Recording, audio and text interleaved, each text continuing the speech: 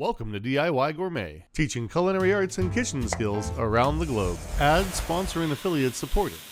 Right now on DIY Gourmet, we're trimming chicken breast, boneless and skinless. It's going to start by a simple inspection. Some of the chicken breasts don't have very much fat or very much connective tissue attached. However, some of them have all of them attached, and you have to make sure and pay attention to it, as noted in some of the overlays. The first vein we took off is usually present in most chicken breasts.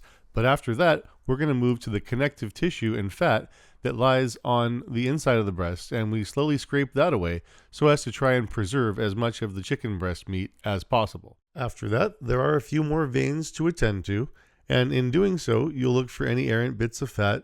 The piece down the middle with the fat that goes through there can be gently scraped away, and it does indicate a tendon inside and about how far it goes. There's also two interior veins that will need to be removed, and after that you'll get to the final part, and arguably the most important, and this is the tendon between the two sides of the breast. And sometimes it goes a little bit deep, so you're going to have to make sure and cut in there nicely and gently so that you don't overscore the chicken breast. Once that's done, look for any cleanup bits and then go ahead and take them off with a knife's edge. There might be a little bit of the silver skin, otherwise known as interstitium, on one side of the breast, usually the thinner side. Go ahead and scrape that off with a gentle motion, once again, so as not to score into the breast meat. And there you have it, folks. A nice chicken breast trimmed and ready. DIY Gourmet, please like, subscribe, join in the membership, and put any questions or comments in the area below. See you next time.